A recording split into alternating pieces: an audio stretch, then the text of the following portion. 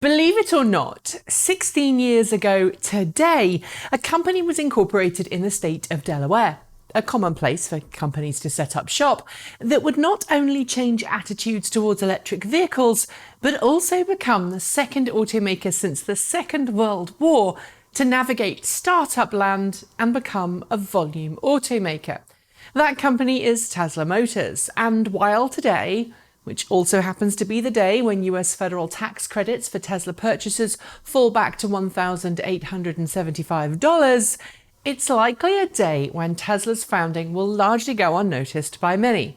I figured, therefore, it was time for a brief history lesson on the company that so many people today are cheering on. And before I go on, in case you were wondering, the first post-World War II automaker to become a volume automaker was Kaiser Frazer, a car company that churned out nearly 800,000 cars in the late 40s and early 50s before unceremoniously dying. If you're watching this video and are surprised to hear that Tesla is celebrating its sweet 16th, you won't be alone. Most people probably didn't even know about Tesla's existence until 2008 or perhaps even 2012.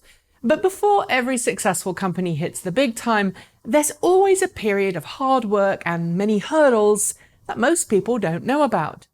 In Tesla's case, it officially started on July 1st, 2003, when good friends, engineers and business partners Martin Eberhard and Mark Tarpenning incorporated Tesla Motors just 3 months after Tarpenning had purchased the teslamotors.com web domain.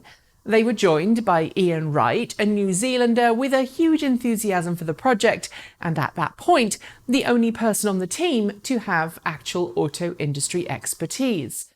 I can't do Tesla's full backstory justice in the time of this video, I'm just giving you the Cliff Notes version, but Eberhard and Tarpenning had previously run an ebook company which they'd sold in 2000 for $187 million. The money from that sale and Eberhard's desire to get a sports car gave rise to Tesla.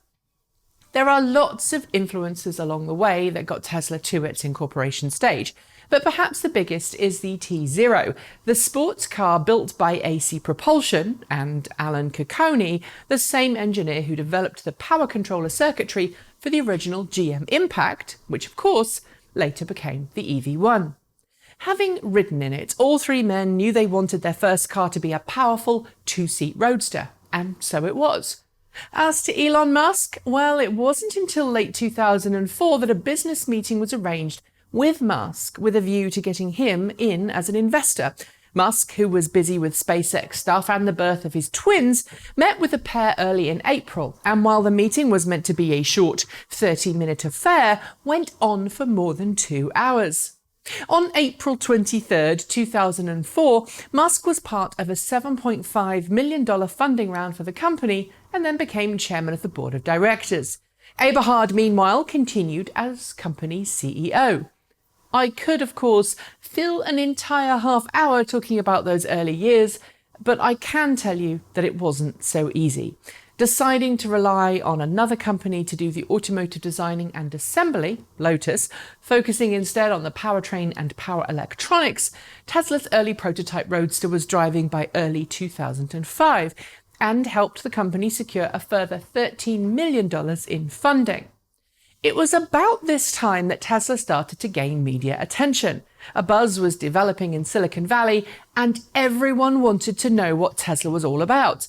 On July 19, 2006, just over 3 years after it was founded, 2 prototype Tesla Roadsters were shown to a small, few hundred group of celebrities and investors. The pitch? Hand Tesla a check for $100,000 and it would give you one of its first 100 Roadsters, the so-called Signature 100 series. Like the original Apple Macintosh, each of these cars bore the signatures of the early executive team inside. It was also at this event that, as legend has it, and is much disputed, Eberhard and Musk's relationship really started to go south. Musk, whose public speaking wasn't at the level it is today, wasn't up to the same speaking level as Eberhard, so Eberhard gave many of those early media interviews, and media outlets kept referring to him as company chairman. That allegedly did not make Musk happy, and he felt sidelined. What followed was essentially a power struggle, with Musk allegedly asking for various changes in designs and engineering. Some reports say that slowed up the Roadster's production process. Others say it was essential for the stability and appeal of the first-generation Roadster for those early customers. Either way, Eberhard was asked to resign by the board of directors as CEO in 2007, transitioning instead to a role on Tesla's advisory board. Several other people in the next few months replaced him as CEO, but by October 2008, Musk had assumed the role. Firing 25% of all of Tesla's staff, Musk pushed ahead with the ramp-up of Roadster production, the first example of which he'd taken personal ownership of in February 2008. While Eberhard left the company in 2007 and actually cut all of his ties by 2008, he would later state that he was pushed out by Musk and actually took Musk to court for breach of contract, slander, and a few other things. There was an out-of-court settlement, but the details of this have remained largely private. Tesla's early years of Roadster production were very much a fight for survival, with Tesla getting its fifth round of debt financing shortly after Musk became CEO. By 2009, the company was in dire need of money, and Musk was reportedly writing personal checks to just keep the company afloat. It was at that point, in May, that Daimler stepped in, acquiring a $50 million stake in the company. 2 months later, it did sell 40% of that off, but it would continue to own a sizable shareholding in Tesla until 2014. The Model S, a car which Tesla had first announced back in 2008, wouldn't enter production until 2012, with Tesla announcing in 2010 that it was buying the former NUMMI assembly plant in Fremont, California, as its new production facilities. Unlike the previous 2 production facilities Tesla had planned, announced, and then cancelled, this one became a reality and, of course, is still in use today. With a 5-month gap between the end of sales of its Roadster and the start of deliveries of Model S, Tesla began what I'm going to call its second age. That second age, which saw the announcement of Tesla's supercharger network and production of the first Tesla to be built completely from the ground up rather than rely on a partner automaker, is one that I personally view as running from about 2012 through until 2017, when Tesla Model 3 customer deliveries began. That age saw Tesla unveil various improved versions of Model S, including the dual-motor performance and autopilot-equipped versions, as well as, of course, the Model X, a car so complex and costly to make that it suffered some pretty big delays and caused Tesla some significant headaches.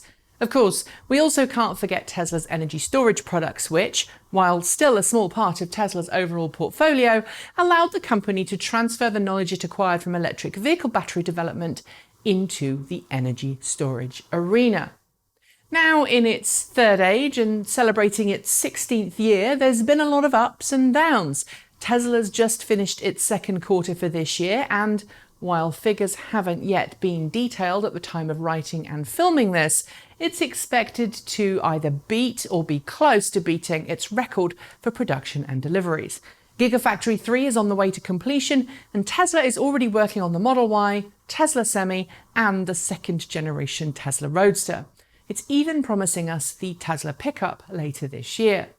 Autopilot has grown, and while still technically a level 2 or 3 autonomous vehicle technology, Tesla and Musk are promising big things for that technology in the not too distant future. The past 16 years haven't been without drama, turmoil, rumour, and allegations, as well as celebration and joy. And as Tesla becomes ever more the big corporation it once fought to be different from, it needs to find new and exciting ways to be disruptive and influential, especially with mainstream automakers chasing Tesla down with their own version of high-end luxury plug-in cars. But like any other teen, today isn't about the past or who said what and when they said it. It's about celebrating that Tesla's got to where it's got today and dreaming of how far it might go in the future. Happy birthday, Tesla. That's it. Thanks for joining me, and I'll see you next time.